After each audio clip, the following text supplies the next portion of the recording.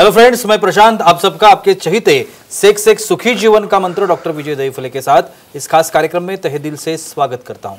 दोस्तों, हमें जब भी कोई मेडिकल इमरजेंसी आती है या फिर स्वास्थ्य से जुड़ी कोई भी परेशानी सताती है, तब हम क्या करते हैं?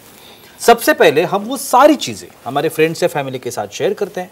पर दोस्तों, जब भी हमें कोई सेक्स से जुड़ी परेशानी सताती है, तब हम ऐसा नहीं कर पाते, क्योंकि इस बारे में बात करने में हम अक्सर झिझकते हैं, हमें शर्म आती है। पर दोस्तों, अब शर्माने की बिल्कुल ज़रूरत नहीं, क्योंकि डॉक्टर विजय दहीफले आपके सारे सेक्स रिलेटेड सवालों के जवाब बहुत ही पॉजिटिव तरीके से ज़रूर देंगे। दोस्तों, शो को शुरुआत करते हैं, लेकिन उसके पहले जानते हैं डॉक्टर विजय दहीफले इनके बारे में। डॉक्टर विजय दहीफले ये एक जाने माने सेक्सोलॉजिस्ट, यूरोलॉजिस्ट और एंड्रोलॉजिस्ट है।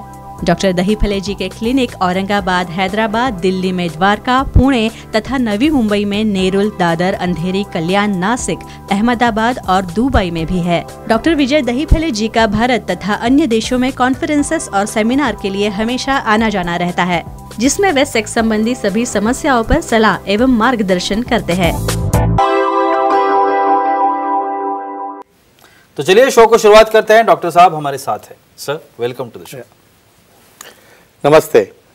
आप सभी जानते हो कि छोटे छोटे वीडियोस के माध्यम से वो इन्फॉर्मेशन आप तक पहुंचाने की कोशिश हम लोग अक्सर करते हैं कि जो इन्फॉर्मेशन खास तौर पर अवेलेबल नहीं होती या फिर वो साइंटिफिक इन्फॉर्मेशन है। आज का जो टॉपिक मैंने लिया है वो है लिंग के विभिन्न आकार। पिछले कुछ एपिसोड्स में हमने इसके बारे में बात की थी। आज भी मैं दो ऐसे आकार है जिसके बारे में सर से इन्फॉर्मेशन लेने की कोशिश करूँगा। सो जैसे मैंने अभी बताया कि दो आकार लिंग के, जिसके बारे में आज के कुछ सवाल है।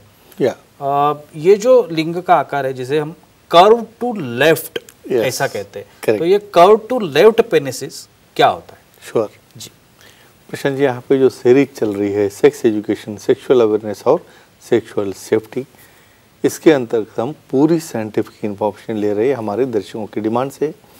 एक डिस्क्लेमर देना चाहता हूँ, time, place, person, condition, culture, safety अपना ओन और नोन पार्टनर उसके साथ ही आजमाना है। भाई, क्यों देखने हैं लिंग के विभिन्न आकार, क्यों देखना है नॉर्मल क्या होता है, क्यों देखने हैं भाई पेनिस के विभिन्न आकार, वजाना के विभिन्न आकार, ब्रेस्ट के विभिन्न आकार। भाई, जब तक नॉर्मल ही क्या है पता नहीं, तो आप कैसे गेस करोगे? मेरे पास तो ऐसे कपल आते हैं, सर इसका छोटा है, इसका टेढ़ा है, इसका लंबा है, मुझे साथ रहना नहीं, डिवोर्स चाहिए। भाई फ्रेंड्स, ऐसा नहीं करना है।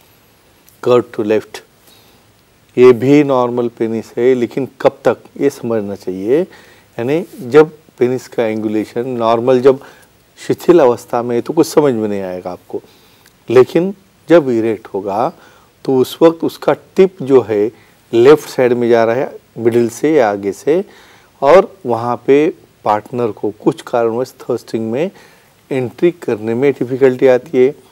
और क्या क्या होता है, इसके कुछ फायदे हैं, क्या केयर लेनी है, देखेंगे। और सर, अक्सर ये कहा जाता है कि पेरोनिस डिसीज जैसी जो समस्याएं हैं, उनमें भी ऐसा ही कुछ होता है। यस, तो अक्सर यहाँ पे लोग कंफ्यूज हो जाते हैं। तो ये जो कर्व टू लेफ्ट और पेरोनिस डिसीज, इसका जो फर्क है उसके बारे में क्या? श्योरली, ये देखो, नॉर्मली डिविएशन होना एक्सेप्टेबल है। भाई, कोई भी ऐसा स्ट्रेट लाइन में एकदम ऊपर आ रहा है ऐसा नहीं रहता, लेकिन क्या होता है बहुत बार हस्तमिथुन करते वक्त लोगों को उसको मोड़ने की आदत रहती, उसको बेड के ऊपर मसलने की आदत रहती, बहुत ज़ोर से दबा दबा के टेढ़ा कर देते।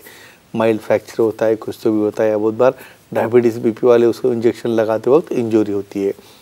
तो ऐसे केस में वहाँ पे कैल्शियम जैसी गिड बन के उसकी जो कार्पोरा है, जो कैप्रा कैवर्नोजा है या उसका ट्यूनिका है, वो कॉन्ट्रैक्ट हो जाता है, और तब पेनिस बेंड होके पैथोलॉजिकल कंडीशन या डिजीज़ है जिसके अंदर वहाँ पे स्ट्रेट होने के बाद, बेंड होने के बाद वहाँ पे पेनिट्रेशन में, एक्ट में पेन होता है। तो ये दोनों में फ़र्क है। जो पैदाइशी है वो अलग, और ये डिसीज़ होने वाला है जो अलग है। उसकी भी काफ़ी अच्छी ट्रीटमेंट है। पी शॉट जैसे इंजेक्शन की जरूरत पड़े तो रिकन्स्ट्रक्टिव सर्जरी करके पेरोनिस प्लेग को भी हम अच्छा कर सकते हैं। बिल्कुल सर, हमारे ऑडियंस हमारे साथ है, उनका भी कुछ सवाल है। रविंद्र जी है बेल्लारी से, उनका सवाल है। रविंद्र जी, पूछिए, क्या सवाल है आपका? हेलो, बोलिए। बोलो सर, टेढ़े लिंग का फ्रैक्चर हो सकता है क्या? क्या बात है, यही टॉक को हम कंटिन्यू करेंगे। बिल्कुल। देखो, क्यों नहीं होगा फ्रैक्चर है, पहले तो चीज़ बोलेंगे भाई, हाड़ का फ्रैक्चर होता है, बोन का फ्रैक्चर है, लिंग का होता है क्या?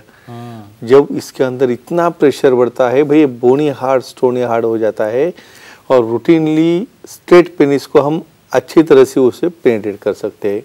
अभी समझो यहाँ पे ऐसा समझो कि भाई आपका पार्टनर टॉप में है, फीमेल ऑन टॉप, भाई काउगर्ल पोजीशन में हो या रिवर्स काउगर्ल में हो, और उसका एंट्रेंस आपको हाथ से डिरेक्ट करके आपने अच्छी तरह से नहीं किया और वहाँ पे ब्लाइंडली बट्स रीजन का हिटिंग समझो पेनिस पे हो गया, तो डेफिनेटली पेनाइल फ्रैक्चर होता है। तो उसमें क्या केयर लेनी है, अच्छा लुब्रिकेंट यूज की, अच्छा विजिबिलिटी में, अंधेरे में तो कुछ भी नहीं करना है, विजिबिलिटी में उसे एंगुलेशन देखिए, इधर फीमेल ने एंगल देना है या मेल ने एंगल देना है। और हमेशा दिक्कत आती होगी तो पी शॉर्ट रिकंस्ट्रक्टिव सर्जरी करके उसे हम अच्छा कर सकते हैं।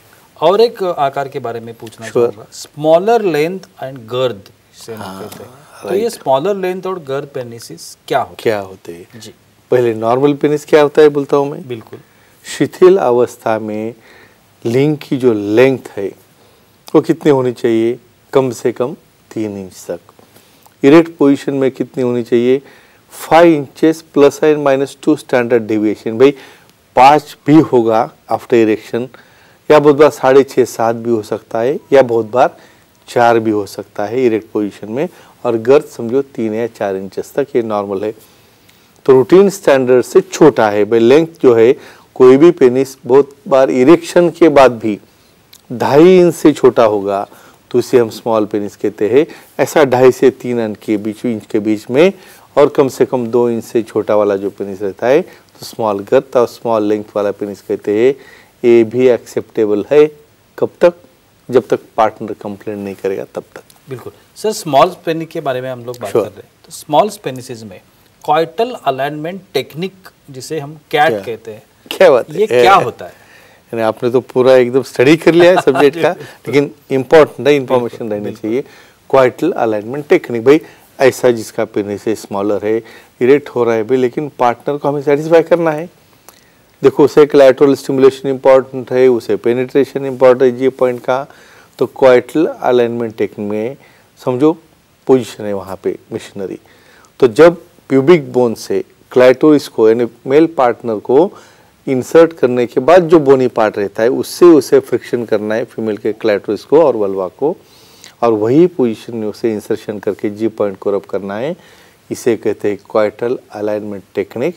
और ऐसे छोटे वाले पेनिस में भी आप ओवरकम करके आपके पार्टनर को ऑर्गेज्म होने तक सेटिस्फाई कर सकते हो। बिल्कुल सर, हमारे एक फीमेल ऑडियंस उनका भी कॉल है। सुषमा जी है कोथुरुड से, पुणे से। सुषमा जी, उनका सवाल है। सुषमा जी पूछिए, क्या सवाल है आपका? प्रणाम सर। प्रणाम, बोलिए। पार्टनर का फेनाइल इम्प्लांट किया हो तो सेक्स में क्या सावधानी लेनी चाहिए? ये बहुत इंपॉर्टेंट क्वेश्चन है। क्या है, अभी पेनाइल इम्प्लांट अपने मोटिवेशन से सब सुन के जो एंड स्टेज में, भाई कोई गोली काम नहीं कर रही है, कोई इंजेक्शन काम नहीं कर रहा है, तो अभी इम्प्लांट हमने बिठा दिया। लेकिन इम्प्लांट बहुत बार अकेले आते हैं बिठाने के लिए, फीमेल को तो कुछ पता ही नहीं। लेकिन ऐसा नहीं करना है भाई, बोलना है अपने पार्टनर को, मुझे इम्प्लांट बिठाया भाई, उसमें क्या केयर लेनी है। पहले 1 महीने में तो हार्ड सरफेस के ऊपर बैठना नहीं, बाइक के ऊपर नहीं बैठना है, कोई हार्ड ऑब्जेक्ट के ऊपर नहीं बैठना है, उसे ज़्यादा मूवमेंट नहीं करनी है। और सेक्स में जब पोजीशन बदलना है या जब एक्ट करना है तो female on top initial part में थोड़ा अवॉइड करना है, क्योंकि रॉन्ग हिटिंग हो गया तो वहाँ का हिंज डैमेज हो सकता है, या बहुत बार इन्फ्लेटेबल होगा तो बल्ब को भी डैमेज हो सकता है। तो फ्रेंड्स, एक कहूँगा यहाँ पे धीरे धीरे सेक्सोलॉजिस्ट यूरोलॉजिस्ट का सलाह मशवरा लेके मिशनरी में स्टार्ट करके एक बार वहाँ पे पोजीशन ध्यान में आ गई और अंडर लाइट विजन में करना है, भी अंधेरे में नहीं करना है, तो ये केयर बरतनी है। बिल्कुल सर, स्मॉलर के बारे में आपने बताया, अभी लार्जर के बारे में पूछना चाहूँगा। सही ये लार्जर लेंथ एंड गर्थ जो आकार है, ये क्या होता है? जैसे छोटा होता है बड़ा भी हो सकता है। ऐसे भी पेनिसेस नॉर्मली वो तो बहुत हैप्पी बोलते हैं अपने रोबस्ट, कभी भी देख रहे हो भाई लार्ज है, बड़ा है, लंबा है, रोबस्ट है, लेकिन उसमें भी कुछ केयर रहती है, कुछ इम्पोर्टेंट। किसे लार्जर बोलेंगे भाई? 5 इंच से standard deviation 2 inch plus minus, यानी हम प्लस में जाएंगे तो 5 से हो गया 7 इंच, भाई 7 इंच तक भी रहता है। और गर्थ हो रही है यहाँ पे 4.5-5 इंच तक, तो लार्जर लेंथ हो गई, लार्जर गर्थ हो गई। बहुत बार तो हमारे पार्टनर तो डर जाते ऐसे भी, लेकिन क्या केयर बरतनी हम बोलेंगे, इसमें का साइंस हमें देखना है। और ये जो अभी आपने बताया Sure. लार्जर, हाँ. तो इसमें सेक्स पोजीशन हम लोग देख ही रहे, correct. लेकिन इसमें अगर सेक्स पोजीशन Correct. यूज करनी है तो कौन सी सेक्स पोजीशन लेनी चाहिए, अवॉइड कौन सी करनी चाहिए और लेनी कौन सी चाहिए? बिल्कुल बिल्कुल। देखो यहाँ पे एक तो चीज़ ध्यान में आ गई, पहले पार्टनर को समझाना है भाई देखो आप चिंता मत करो, हम बहुत धीरे धीरे लुब्रिकेंट लगाएंगे, सब करेंगे और थर्स्टिंग करने के बाद अच्छा हो गया तो पहले तो हमें देनी कौन सी पोजीशन है, आपने कौन सी लेनी चाहिए? बिल्कुल मिशनरी लेनी चाहिए। क्या है, लेग सेपरेट रहते हैं, वल्वल ओपनिंग अच्छा बड़ा रहता है और लुब्रिकेंट से वहाँ पे बिना पेन हुए वहाँ पे आप धीरे धीरे स्टर कर सकते हो थर्स्टिंग, लेकिन पूरा पेनिट्रेशन नहीं करना है, वो पेन कर सकता है। और कौन सी अवॉइड करनी है भाई? फीमेल ऑन टॉप यानी रिवर्स काउगल है भाई, उसमें उनका कंट्रोल छूट गया तो पूरा का पूरा 7 इंच पेनिस का पेनिट्रेशन होके वहाँ पे इंजरी या कोई पेन हो सकता है। तो एनी कुछ भी तरह से फीमेल ऑन टॉप वाली पोजीशन इसमें अवॉइड करना है और करना है तो बहुत केयरफुली करना है। तो फ्रेंड्स इसका साइंस देखो, हमें साइंस देखना है, उससे एजुकेशन लेना है, खुद भी फिट रहना है, पार्टनर को भी एंजॉयमेंट देना है और निजी लाइफ एंजॉय करना है। बिल्कुल, thank you so much sir, Yeah. बहुत ही अच्छी जानकारी आज भी हमें मिली है, लेकिन वक्त की पाबंदी है, हमें यहाँ पे रुकना पड़ेगा। लेकिन आप अगर डॉक्टर साहब की सलाह लेना चाहते हैं तो टीवी स्क्रीन पर आपको अभी कॉन्टैक्ट डिटेल्स दिख रहे हैं सर के, जहाँ पे सर की जो SGM नाम की जो सर की किताब है उसका भी कॉन्टैक्ट नंबर है, आप खरीद सकते हैं ये किताब। और बाकी की जो कॉन्टैक्ट डिटेल्स है उसमें फ़ोन नंबर है, ईमेल आईडी है, वेबसाइट है, कहीं पर भी आप डॉक्टर साहब को कांटेक्ट कर सकते हैं और बहुत ही पॉजिटिव तरीके से अपने हर एक समस्या का समाधान भी पा सकते हैं। तो चलिए रुकते हैं इस एपिसोड में, अगले एपिसोड में फिर मुलाकात होगी, तब तक के लिए शुक्रिया।